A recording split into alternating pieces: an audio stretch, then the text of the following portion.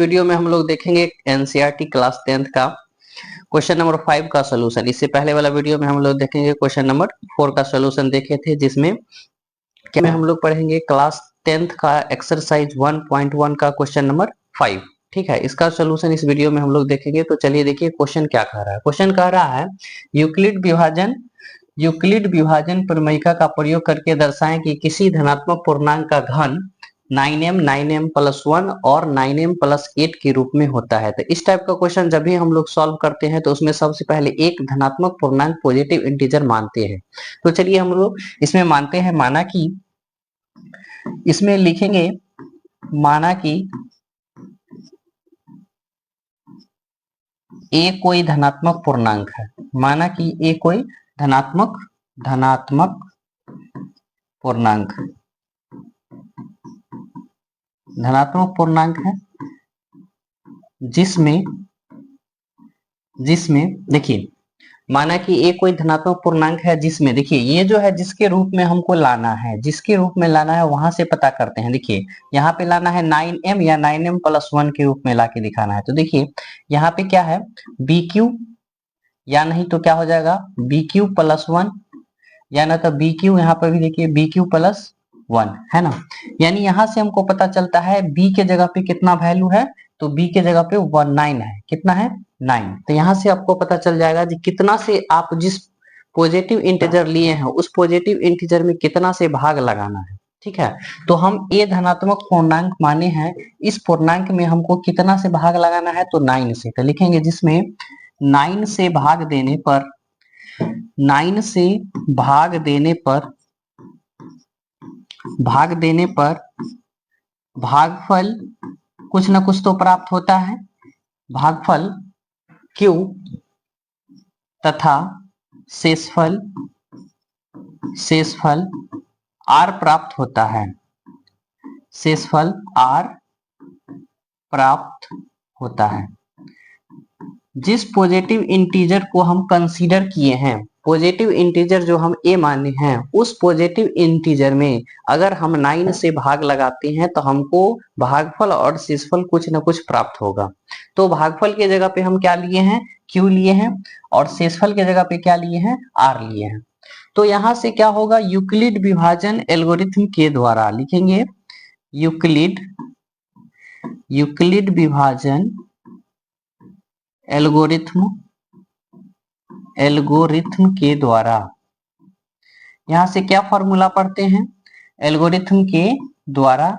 तो इसके जो द्वारा है, यूक्लिड विभाजन एल्गोरिथम के द्वारा जो फॉर्मूला होता है वह फॉर्मूला क्या होता है, तो फॉर्मूला होता है A बराबर BQ+R।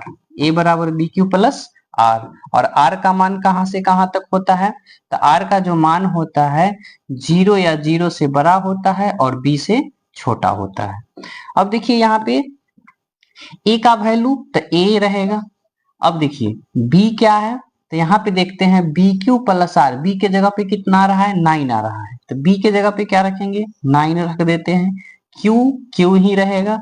R के जगह पे कुछ नहीं रख सकते हैं अभी, 0, R का वैल्यू छोड़ दीजिए, और B के जगह पे कितना रखना है, 9 रखना है। अब देखिए यहाँ पे जब R का वैल्यू, यहां से हमको पता चल सकता है R का मान क्या होगा, 0 या 0 से बड़ा होगा और 9 से छोटा। तो यहाँ पे हम लिख सकते हैं R का जो वैल्यू होगा वह क्या होगा, या तो 0 होगा या 0 से बड़ा होगा। तो 0 से बड़ा 1 भी हो सकता है, 2 भी हो सकता है, 3 भी हो सकता है, 4 भी हो सकता है, 5 भी हो सकता है, 6 भी हो सकता है, 7 भी हो सकता है, 8 भी हो सकता है। लेकिन कह रहा है 9 से छोटा होना चाहिए। तो 0 से लेके कहां तक होगा, 8 तक होगा। ठीक है, अब यहां से R का वैल्यू जब हमको पता चल गया है तो क्या करना है, यहाँ पे वैल्यू पुट करना है। ठीक है, R का वैल्यू पुट करना है। इस इक्वेशन में जो हम कंसीडर किए हैं, इस इक्वेशन में एक एक करके R का वैल्यू उसमें पुट करना है। अब देखिए यहाँ पे क्वेश्चन जब पुट करना है तो पुट करने के बाद कहता है दर्शाएं कि किसी धनात्मक पूर्णांक का घन, यानी पुट करने के बाद हमको क्या करना है, घन करके दिखाना है, क्यूब दिखाना है। जो क्यूब करने के बाद हमको 9m या 9m+1 या 9m+8 के रूप में होना चाहिए। तो चलिए हम यहाँ पे क्या करते हैं, पुट करते हैं। नाउ यहाँ पे क्या होगा, R बराबर 0 लेते हैं, और r का मान 0 है और b का मान कितना है 9 है। समीकरण 1 में रखते हैं।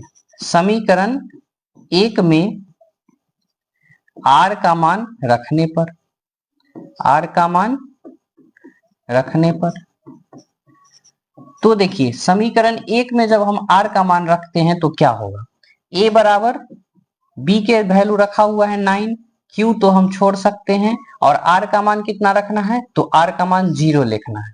ठीक है, अब इसको जब हम कैलकुलेशन करेंगे तो क्या बनेगा, a बराबर 9q बनेगा।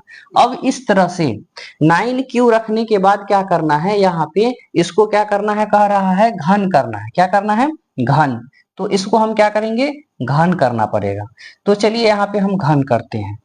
दोनों तरफ घन करने पर, दोनों तरफ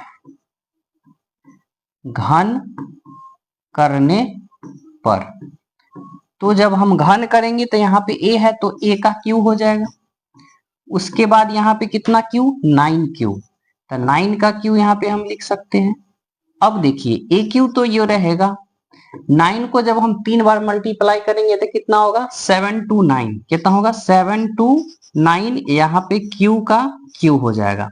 अब देखिए q करने के बाद कह रहा है हमको किसके रूप में होना चाहिए, तो 9m के रूप में होना चाहिए। किसके रूप में होना चाहिए, 9m के रूप में होना चाहिए। अब देखिए इसको जो हम बनाएंगे 9m के रूप में बनाएंगे, तो देखिए 7 to 9 को हम लिख सकते हैं 9 into 8 1 q। देखिए ये जो है 9 को कितना टाइम्स मल्टीप्लाई किया हुआ है, 3 टाइम्स। तो अगर जब एक टर्म यहाँ पर लिखा हुआ है 1 टाइम्स, तो इसमें कितना टाइम्स, 2 टाइम, 9 9 जा 81, 81 को अगर हम 9 से मल्टीप्लाई करते हैं तो क्या होगा, 729 आ जाएगा। नहीं आ जाएगा, 729 आएगा। और 729 हमको पुराना था तो हम इसको अरेंज कर दिए हैं 9 इंटू 81 q का q हो गया। अब देखिए यहाँ पे हम इसको लिख सकते हैं ए क्यू इक्वल 9 तो है, देखिए यह 9 के रूप में क्यों लाए, क्योंकि यहाँ पे 9 के रूप में लाना था। अब इसको हम लिख सकते हैं क्या, m लिख सकते हैं पूरा को। ये पूरा को क्या कंसीडर कर दिए हैं, m कंसीडर कर दिए हैं। और m के जगह पे क्या हो सकता है, तो पूर्णांक यहाँ पे लिखेंगे, जहां जहां m क्या है, तो m पूर्णांक है। अब देखिए मेरा एक स्टेप हो गया। पहला का जब हम q किए हैं, r का वैल्यू 0 लिए, 0 पुट कर दिए समीकरण 1 में। पुट करने के बाद क्या करना है, दोनों तरफ q कर देना है। q करने के बाद हमको किसके रूप में आ गया, 9m के रूप में आ गया। ठीक है, अब अगेन इसी तरह से हमको r का वैल्यू क्या लेना है, 1 लेना है। r अगेन क्या लेना है, r का वैल्यू 1 लेना है। ठीक है, r बराबर क्या लेना है, 1, r बराबर 1। अब r का मान समीकरण फिर से 1 में रखते हैं। r का मान समीकरण 1 में रखने पर, 1 में रखने पर, अब देखिए r का मान समीकरण 1 में रखते हैं तो क्या होता है। एक समीकरण क्या था, तो देखिए पहला समीकरण जो था वह क्या है, तो देखिए पहला समीकरण है a बराबर 9q प्लस r, है ना। a बराबर क्या है, 9q प्लस r। तो चलिए यहाँ पे लिखे हुए हैं a बराबर 9q प्लस r, और r के जगह पे क्या रखना है, 1। तो क्या बन जाएगा, a बराबर 9q प्लस 1 बन जाएगा। वैल्यू पुट करने के बाद क्या करना है, घन करना है। तो लिखेंगे दोनों तरफ घन करने पर, दोनों तरफ घन का मतलब क्या होता है, क्यूब करना है, घन करने पर। तो चलिए अब घन करते हैं फिर इसको। तो यहाँ पे क्या होगा, a का क्यू हो जाएगा, घन यही होता है। इसका भी घन करना है, 9q प्लस 1 का क्यू। ठीक है, अब देखिए क्यू करने का मतलब क्या है, जो हम इसको क्यू तोड़ना पड़ेगा। तो यहाँ पे हम लोग क्या करेंगे, क्यू तोड़ेंगे। ए क्यू, यहाँ पे क्या है, a प्लस बी का होल क्यू, तो क्या होगा, A cube plus B cube plus 3a² 3a² b plus 3ab²। ठीक है, इसको अरेंज करना है। तो देखिए ए क्यू ही रहेगा, इसको 3 बार मल्टीप्लाई करेंगे तो कितना होगा, 9 को 3 बार मल्टीप्लाई करेंगे तो 7 to 9, यह क्यू हो जाएगा। फिर 1 को 3 बार मल्टीप्लाई 1 ही होगा। इसको 2 बार कितना होगा, तो इसको होगा 9 9 जा 81, 81 को कितना से मल्टीप्लाई करना है 3 से, तो 3 1 जा 3 और 8 3 जा 24, यह q का स्क्वायर हो जाएगा। यहाँ पे कितना हो जाएगा 9 3 जा 27, यहाँ पे क्या हो जाएगा q स्क्वायर। अब देखिए किसके रूप में लाना है, तो 9m प्लस 1 के रूप में लाना है। 9m प्लस 1 के रूप में लाने के लिए 9m प्लस 1 के रूप में लाने के लिए हम क्या करेंगे, यह 1 को लास्ट में लिख दीजिए। तो देखिए 729q प्लस कितना आ जाएगा 243q स्क्वायर प्लस यहाँ पे क्या हो जाएगा, तो यहाँ पे होगा 27q और लास्ट में 1 रखेंगे क्योंकि हमको 1 के रूप में लाके दिखाना है। ठीक है, अब देखिए यह तीन टर्म में से क्या करना है, हमको कॉमन लेना है 9।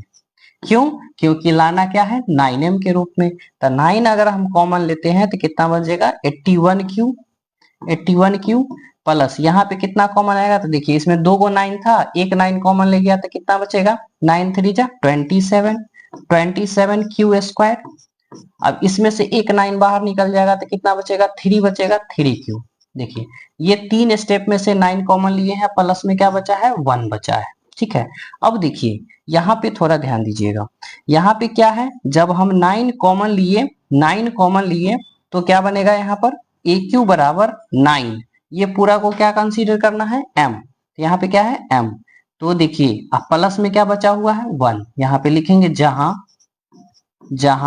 m equal 81q plus 27q square plus 3q।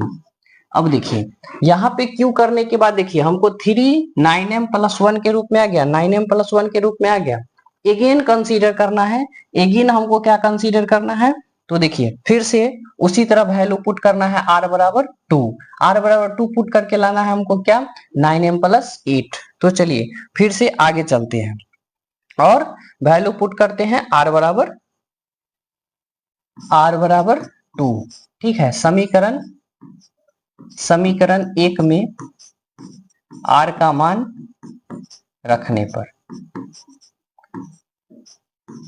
तो यहाँ पे हम वैल्यू पुट करेंगे, क्या है फॉर्मूला a बराबर bq, b के जगह पर क्या था 9q और r के जगह पे क्या रखना है 2। वैल्यू रखने के बाद क्या करते हैं q करते हैं। ठीक है, फिर से इसको हमको करना है दोनों तरफ q करने पर, दोनों तरफ घन करने पर, तो यहाँ पे फिर से घन कीजिए AQ बराबर क्या हो जाएगा 9q प्लस 2 का q। ठीक है, फिर से q तोड़ेंगे तो AQ, तो यहाँ पे क्या हो जाएगा 9 का q प्लस 2 का q plus 3a square b plus 3ab square.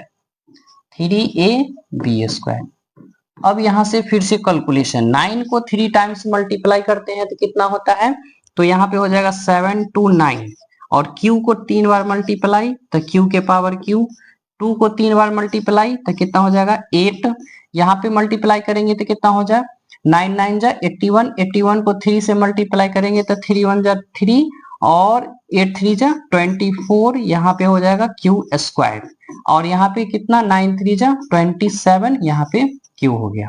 अब देखिए यहाँ पे हमको लाना है 9m प्लस 8 के रूप में लाना है, तो यहाँ तो 8 है ना, तो हम क्या करते हैं यह तीनों टर्म एक साथ ले लेते हैं, 729q plus 273q square plus 27q हो गया और 8 लास्ट में लिख दीजिए क्योंकि हमको इसके रूप में तो ला के दिखाना ही है।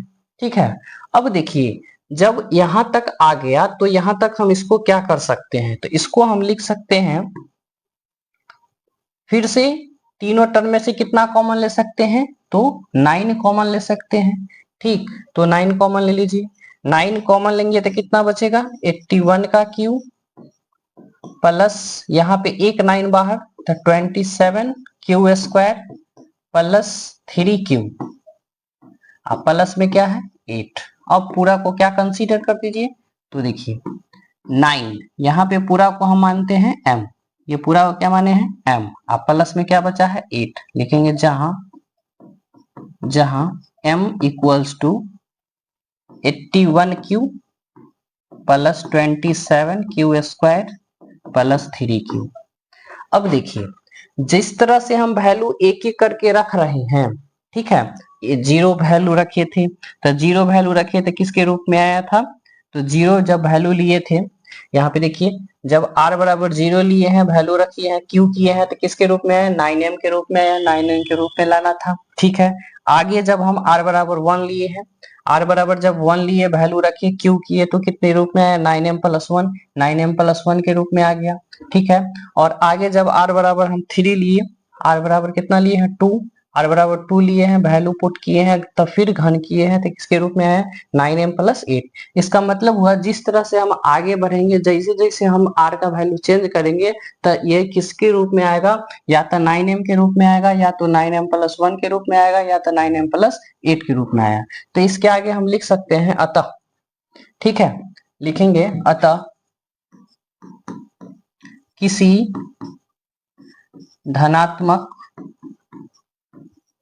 किसी धनात्मक पूर्णांक का घन